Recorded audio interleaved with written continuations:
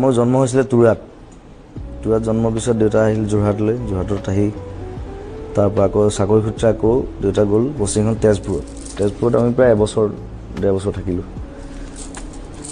থাকি তাৰপিছত দেউতা ACS পালে, পাই মেজিষ্ট্ৰেট হিচাপে জইন কৰিলে কৰিমগঞ্জ। চ' মোৰ শৈশৱৰ আচলতে প্ৰকৃত যিটো শৈশৱ বুলি কয় সেইটো কৰিমগঞ্জত পাৰ কৰিছোঁ মই, শিলচৰৰ ওচৰত কৰিমগঞ্জ। এতিয়া কৰিমগঞ্জ বুলি ক'লে মই নষ্টালজিক হৈ যাওঁ। চ' সেই কৰিমগঞ্জত ক্লাছ 7লৈকে পঢ়িলোঁ আৰু প্ৰথমতে ইংলিছ মিডিয়াম পঢ়িলোঁ, পঢ়ি আকৌ 5-6 আকৌ বেংগলী মিডিয়াম। তাৰপিছত ইণ্টাৰেষ্টিংলি মই 7ৰ ছমহীয়া পৰীক্ষা দিছোঁ মই বেংগলী মিডিয়ামত কৰিমগঞ্জৰ পৰা। দেউতা ট্ৰান্সফাৰ হৈ গ'ল তাৰ পৰা, আহি গ'লোঁ আমি বিজনী। আকৌ এনুৱেল পৰীক্ষা দিছোঁ মই অসমীয়া মিডিয়ামত। তো মই ছাৰক কৈছোঁ আহি, মই বোলো মই নতুনকৈ আহিছোঁ তেতিয়া আৰু ছমহীয়া পৰীক্ষা দি। ছাৰক কৈছোঁ যে আপুনি মই পৰীক্ষা ভালেই কৰিম, পৰীক্ষা ভাল হ'ব, খালি বিলাক মোৰ চব ৰহ নাপায়, আপুনি বঙালী ৰটো পাব, সেইটো মই আগতে কৈ দিছোঁ আপোনাক। ছাৰে কৈছে হ'ব মই চাম একো নাই।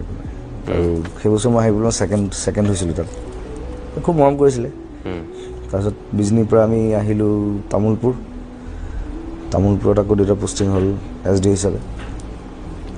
আৰু তামোলপুৰতে মই মেট্ৰিক দিলোঁ, মেট্ৰিক পাছ কৰিলোঁ, 8, 9, 10 তাত পঢ়িছোঁ। তাৰপিছত মেট্ৰিক পাছ কৰি তাৰপিছত মই হেৰিলৈ আহিলোঁ যোৰহাট JB কলেজ, JBত হায়াৰ ছেকেণ্ডেৰী কৰি তাৰপিছত আকৌ গুৱাহাটী পালোঁ বি বৰুৱা কলেজ।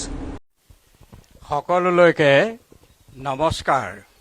আজি ভীষণ গৰমৰ দিন, কিন্তু আমি লাহে লাহে গৰম যে আছে পাহৰিবলৈ ধৰিছোঁ, কাৰণ এইটো এণ্টাৰটেইনমেণ্ট আৱাৰ, এণ্টাৰটেইনমেণ্ট ডে, সেইকাৰণে। আৰু মই কি কথাটো ক'ব বিচাৰিছিলোঁ, জুবিনৰ লগত মোৰ সম্বন্ধ এইটো অৱশ্যে সুমীৰে ঠিকেই কৈছে। জুবিনৰ জীৱনী মই লিখিলোঁ, এই কথাটো এটা ৰেকৰ্ড হ'ল, বোধহয় পৃথিৱীত কোনো বাপেকে পুতেকৰ জীৱনী লিখা নাই।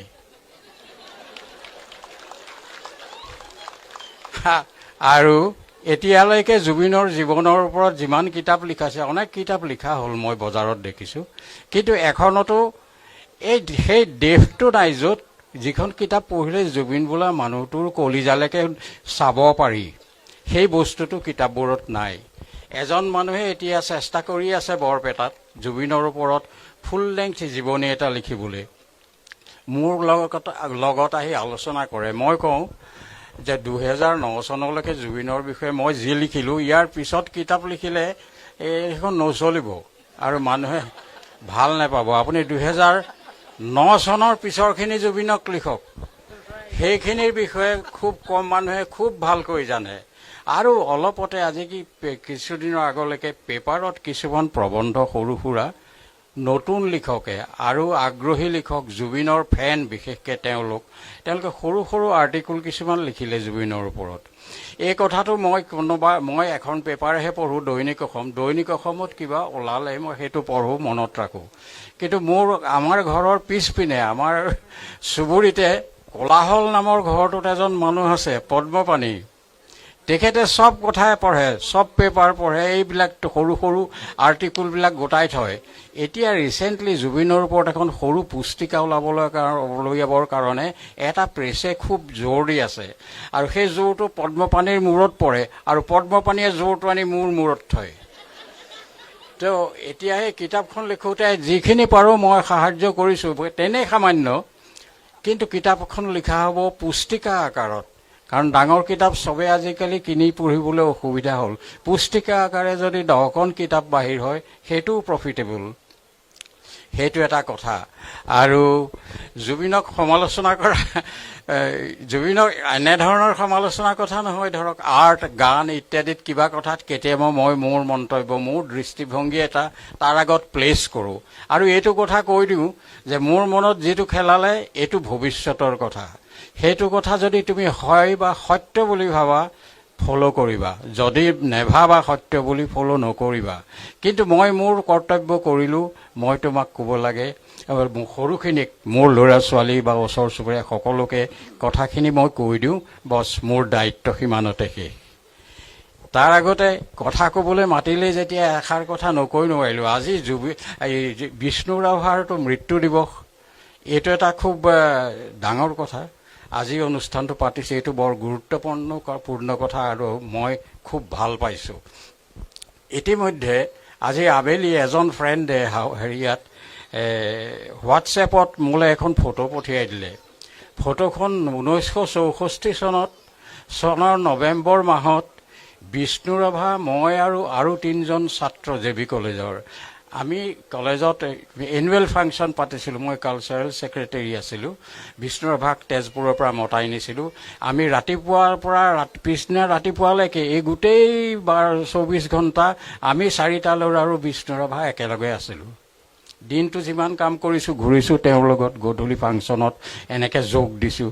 মই গায়ক নহয়, একো নহয়, কিন্তু সাহিত্য অনুৰাগী বোধ হয়, সেইকাৰণেই মই এইবিলাকত ঘূৰি ফুৰোঁ। তো সেই ফটোখন জে.বি. কলেজৰ যেতিয়া 50 বছৰীয়া বোধহয় বাৰ্ষিকী হ'ল, তাত এখন বৰ ডাঙৰকৈ স্মৃতি গ্ৰন্থ উলিয়ালে। তাত খুব ডাঙৰকৈ বৰ মনোমোহাকৈ বিষ্ণুৰাভাৰ সৈতে ছবিখন দিয়া আছে। এই ছবিখন মই দেখিলোঁ আৰু ভাল লাগিল। কিন্তু সেই যিদিনাখন এই ঘটনাটো হৈছিল যোৰহাট জে.বি. কলেজত, তাৰো এখন ফটো লৈছিলোঁ আমি ষ্টুডিঅ'লৈ গৈ পেলাই বিষ্ণুৰাভাকো লৈ গৈছোঁ গাড়ীত। ষ্টুডিঅ' এটা খোলাই থৈছোঁ যে ফটো এখন ল'ম, বিষ্ণুৰাভা আহিছে, ফটোখন ল'লোঁ। সেইখনৰ কপিটো মোৰ ক'ত হেৰাল ক'ব নোৱাৰোঁ। ইমান কেমেৰাৰ আহ-যাহ হ'ল আমাৰ জীৱনত, মোৰ জীৱনত বিশেষকৈ। তাৰপিছত ল'ৰাই ডাঙৰ কেমেৰা ল'লে, ডাঙৰবোৰ অহা-যোৱা হ'ল। আগতে মোৰ সৰু হেণ্ডেল কৰিব পৰা কেমেৰা আছিলে, সেইবোৰো বহুত হ'ল। 7-8টামান মই ভাঙিলোঁ, হেৰুৱালোঁ, কিবা হ'ল। সেই তাৰ লগে লগে তেনেকৈ ফটোৰ এলবামবোৰ বাঢ়ি যায় সময়ত। সেই এলবামবোৰৰ দমৰ মাজত সেই বিষ্ণুৰাভাৰ ফটোখন আমাৰ সৈতে তোলা, সেই ফটোখন ক'ৰবাত হেৰাল নাপালোঁ। কিন্তু আজি আবেলি মোৰ বন্ধুজনে ফটোখন পঠিয়াই মোক স্মৃতিৰ গৰাখৰ পৰা যেন উদ্ধাৰ কৰিলে। মই যেন বিষ্ণুৰাভাৰ ওচৰত ঋণী আছিলোঁ তেওঁৰ ছবিখন হেৰুৱাই পেলাই। আজি যেন বিষ্ণুৰাভাৰ ছবিখন ঘূৰাই পাই মই তেওঁকেই আকৌ ঘূৰাই পালোঁ। আকৌ এটা দিন যেন তেওঁৰ লগত মই কটাম 24 ঘণ্টা। যোৰহাটৰ ব্ৰডৱে হোটেলত ভাত খাম, চাহ খাম, দিনটো কটাম, কলেজীয়া জীৱন। এইবোৰ ভাৱ আহিবলৈ ধৰিলে। এতিয়া আৰু সাহিত্য সংস্কৃতিৰ বিষয়ে কথা কৈ থাকিলেই শেষ নহ'ব। বহুত আঘাত প্ৰঘাতো ইয়াৰ মাজত আছে, সেইবিলাকৰ সময় হ'লে মই কৈ যাম। আজি আপোনালোকক বেছি আমনি নকৰোঁ, কাৰণ গৰমটো খুব বেছিকৈ পৰিছে। ময়ো বিদায় লওঁ, আপোনালোকেও কাম শেষ কৰি বিদায় লওক। ধন্যবাদ। মোৰ সেইখন ফটো মোৰ ওচৰত আছে। ফটোখন হেৰালে বুলি ভাবি আছিলে যে। I have that collection. Thank you. ফটোখন কিন্তু ৰিমাষ্টাৰ কৰিব লাগিব। নাই, কৰিব লাগিব, আছে, মই থৈ আজি দিছোঁ। পোৱাখন ৰিমাষ্টাৰ কৰি দিছে, একদম ব্ৰেণ্ড নতুন ফটোৰ নিচিনা হৈ আহিছে। মোৰ ওচৰতে মই থৈ দিছোঁ, আছে। ৰিমাষ্টাৰিং কৰিব লাগিব। আৰু ত আপুনি এটা কাম কৰিব, আপুনি পাপুৱেতো আপোনাৰ কিতাপখন লিখিলে, আপুনি ফটোখন হোৱাটছআপ কৰি দিব। আজিকালি চব হোৱাটছআপত চলে। নহয়, বিশেষকৈ আপুনি ক'লে ইমান ধুনীয়াকৈ, মই জুবিন দাক কৈছিলোঁ যে আপুনি কপিল দেৱকৰ বিষয়ে কওক।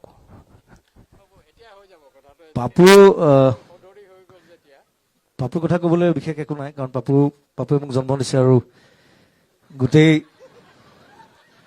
গোটেই মোৰ জীৱন যাত্ৰাটোত মই জুবিন গাৰ্গ হোৱালৈকে মোক ঠেলি দিয়া মানুহটো হৈছে পাপু আৰু মা, অভিষেকটো মাও আছিলে। আৰু এতিয়া সমালোচনাৰ কথা সমীৰে কৈছে, হয়, কিতাপখনৰ বাবে মোক আলোচনাও কৰিছে, সমালোচনাও কৰিছে। সেইটো কাৰণে ধন্যবাদ, কাৰণ মই দুইটা বস্তু ভাল পাওঁ। আৰু অসমত আচলতে মই এটা ক'বলৈ গ'লে, মই আজিলৈকে ইমান বছৰ গান গালোঁ, 25 বছৰ গান গালোঁ, চিনেমা কৰিলোঁ, ভালকৈ কোনো আলোচনা কৰিব নাজানে, কোনো সমালোচনা কৰিব নাজানে। কথাটো সেইটো। আৰু মই দুইটা বস্তুৱে ভাল পাওঁ। মই সদায় কওঁ যে আই এম লাইক ৱাটাৰ। এতিয়া পানীটো নহ'লেও নহয়, পানী বাঢ়িলেও গালি খাব লাগে, পানী শুকালেও গালি খাব লাগে, কিন্তু পানীটো দৰকাৰ সদায়।